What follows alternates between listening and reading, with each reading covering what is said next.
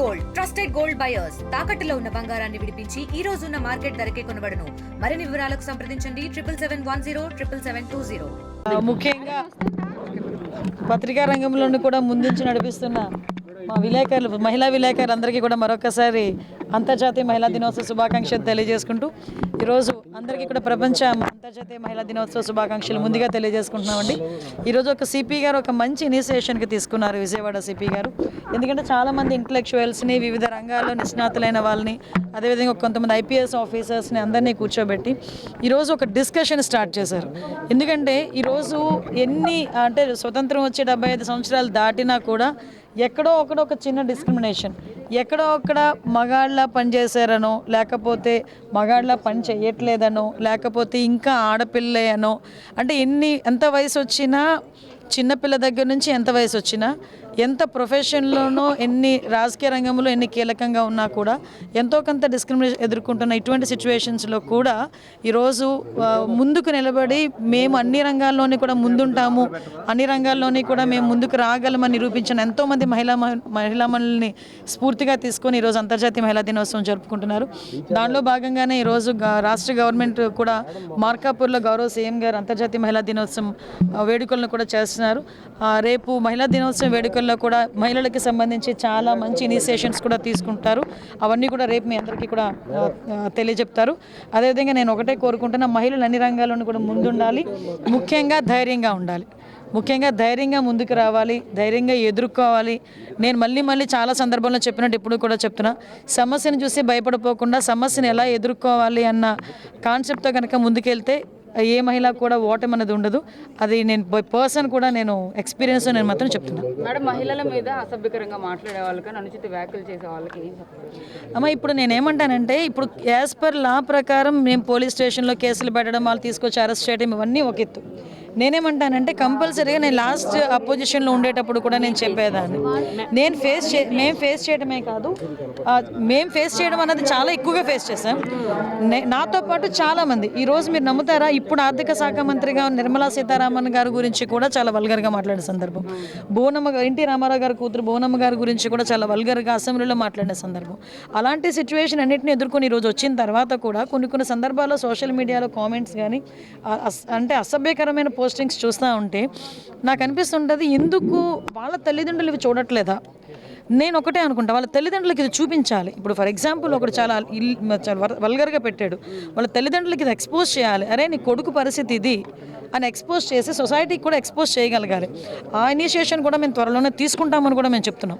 అంటే వాళ్ళ డేటా వెంటనే కలెక్ట్ చేసుకునే విధంగా కూడా డిపార్ట్మెంట్ డేటా కలెక్ట్ చేయడం, కేసులు పెట్టడం అవన్నీ కాదమ్మా, అవన్నీ మేము చేసుకుంటాం. వాటితో పాటు ఒక సోషల్ రెస్పాన్సిబిలిటీ కూడా ఉండాలి కదా, అవేర్నెస్ ఉండాలి కదా, ఒక మోటివేషన్ ఉండాలి కదా. అరే నువ్వు ఒక అవతల ఆడపిల్లని ఒక మాట మాట్లాడేటప్పుడు నీ ఇంట్లోనే ఒక తల్లి ఉంది, ఒక చెల్లి ఉంది, ఒక భార్య ఉంది, ఒక అక్క ఉంది అన్న విషయం అర్థం చేసుకునే కెపాసిటీ రావాలి కదా. ఇంకా ఎన్ని రోజులకు వస్తుంది? అదే మేము కోరుకుంటున్నాం. పొజిషన్లో ఉన్నప్పుడే కాదు, ఇప్పుడు కూడా ప్రెజెంట్ మీ మీద కూడా చాలా రూమర్స్ అమ్మ, నా మీదనే కాదమ్మా, ప్రతి ప్రొఫెషన్లో కూడా ఆ ప్రాబ్లం ఉంది. ఆ ప్రాబ్లం తగ్గాలి అంటే ఆ పిల్లలు ఆ కరికులంలోనే కూడా మార్పు రావాలి, మగపిల్లల్ని పెంచే విధానంలో కూడా మార్పు రావాలి. ప్రతి తల్లి కూడా ఆడపిల్లని ఎంత రిస్ట్రిక్షన్తో పెంచుతుందో మగపిల్లడిని కూడా అంతే రిస్ట్రిక్షన్తో పెంచగలగాలి.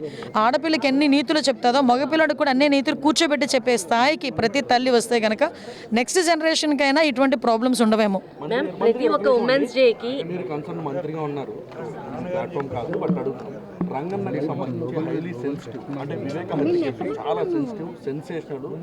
ఈ కేసుకు సంబంధించి నలుగురు నిందితులు, అంటే ఎక్యూజ్డ్ కావచ్చు, లేకపోతే సాక్షులు కావచ్చు, చనిపోయారు. ఈ కేసుకు సంబంధించి ఎలా చూస్తారు, ఏం చెప్తారు? నిర్ణయం తీసుకుందండి ఈరోజు, దాని మీద ఎంక్వైరీ ఎంక్వైరీ చేయాలని క్యాబినెట్ కూడా ఈరోజు నిర్ణయం తీసుకుంది. ఆ విషయం మీకు కూడా తెలుసు. విషయం ఏంటంటే ఇందులోని అంటే కొసమెరుపు అనాలో లేకపోతే డైవర్షన్ అనాలో తెలియదు, కానీ నిన్న రంగన్న ఏ పొజిషన్లో చనిపోయారో అందరికీ కూడా చూసాం. అంటే అతను ఇంటి దగ్గర నుంచి హాస్పిటల్కి తీసుకురావడం, హాస్పిటల్లోని అతను కొంచెం ఇబ్బంది పడి చనిపోవడం, అతను చనిపోవడానికి కారణం ఏంటనేది పోస్ట్ మార్టం రిపోర్ట్ వచ్చిన తర్వాత వాటి మీద అన్నీ బయటకు వస్తాయి. కానీ ఇమీడియట్గా సాక్షిలో నేను ఈవినింగ్ 3:30కి ఒక న్యూస్ బయటకు వచ్చింది. ఏమని న్యూస్ బయటకు వచ్చింది? రంగన్నని పోలీసులు కొట్టి చంపారు అని చెప్పి ఒక రకంగా ఒక క్రియేట్ చేసి వాళ్ళ వైఫ్ అండ్ హస్బెండ్ వైఫ్ ఇలా మాట్లాడారు అన్నట్టుగా వచ్చింది. సో మేము ఆ కోణంలో కూడా మేము మాట్లాడుతున్నాం. అంటే జనాలకు ఎటువంటి పర్సెప్షన్ ఇవ్వాలని వాళ్ళు క్రియేట్ చేస్తున్నారు, సాక్షి టీవీ క్రియేట్ చేస్తుంది. అంటే సాక్షి టీవీ ఒక్క విషయంలోనే కాదండి, ప్రతి ఒక్క ఆస్పెక్ట్లోనే కూడా. నిన్న వాళ్ళు ట్వీట్ పెట్టారు, ఆశా వర్కర్లు అందరూ కూడా ఆశా వర్కర్లు పోలీసులు ఎత్తి పడేస్తున్నారు అని చెప్పి ఒక ట్వీట్ పెట్టారు. మీ దగ్గర చూపిస్తాం. నేను మార్నింగ్ నుంచి ఆశా వర్కర్ల గురించి మేము మానిటర్ చేసుకుంటున్నాం. ఎక్కడ కూడా ఆశా వర్కర్లను ఇబ్బంది పెట్టిన పరిస్థితి లేదు. ఆశా వర్కర్లు కూడా అంతే కోఆపరేట్ చేశారు, ఎక్కడ కూడా ఎటువంటి ఇబ్బంది రాలేదు. దరిద్రం ఏంటంటే వాళ్ళ గవర్నమెంట్లో ఆశా వర్కర్లను ఎలాగైతే ఎత్తి పడేశారో ఆ ఫోటోలు పెట్టి ఇప్పుడు మా గవర్నమెంట్లో చేశారన్నట్టుగా వాళ్ళు ప్రొజెక్ట్ చేయడానికి ప్రయత్నం చేస్తున్నారు.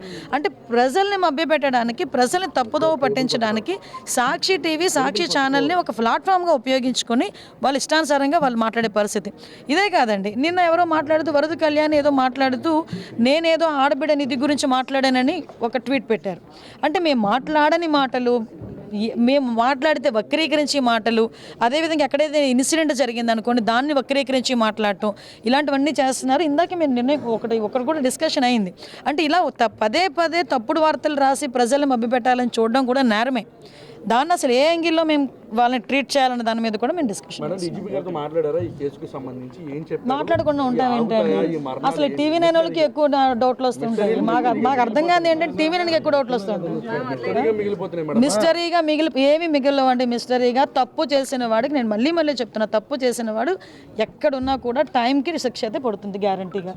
అది మీరు ఎన్ని ఏదంటారు కదా, కొంగ జపాలు చేసినా తల కింద తపస్సులు చేసినా కూడా తప్పు చేసిన వాడు తప్పించుకునే పొజిషనే కాదు. అది మాత్రం మనం గ్రహించుకుంటాం. ఉమెన్స్ డే గురించి ఆంధ్రప్రదేశ్లో ఉన్న మహిళలందరికీ ఏం చెప్తారు? నేను మళ్ళీ చెప్తున్నా ఒకటే, ఉమెన్ దేంట్లోనే తక్కువ కాదు. మనం నిజంగా నిన్న కూడా ఒక మీటింగ్లో చెప్పాను, ఒక బిడ్డని జన్మనిచ్చే శక్తి ఆ భగవంతుడు మనకిచ్చాడు. అదే పెద్ద వరం. ఇందాక డిస్కషన్లో కూడా చూస్తే మెంటల్గా, ఫిజికల్గా కూడా మగవాళ్ళ కన్నా బలంగా ఉండేది మహిళలే. అటువంటి మహిళలు మేమేమీ చేయలేము, మాకేమీ చేత కాదు అనుకున్న నాళ్ళు ఇంట్లోనే కూర్చుంటారు. మేము ఏదైనా చేయగలం, మాకు ఏదైనా చేతనవుతుంది అని మన బిడ్డల గురించి, మన సొసైటీ గురించి, మీ గురించి బయటకు వచ్చి పోరాడిన రోజు ఏదైనా మనకు సాధ్యమవుతుంది. నేను ఒకటే చెప్తున్నా, మనం ఆడపిల్లగా పుట్టినందుకు గర్వపడండి. మన సొసైటీలో మన ఆడవాళ్ళని మనం గౌరవించుకోవాలి. అట్ ద సేమ్ టైం ధైర్యంగా ఉండండి, మీకు మీరులా ఉండండి. ఇదొకటే నేను చెప్పగలను.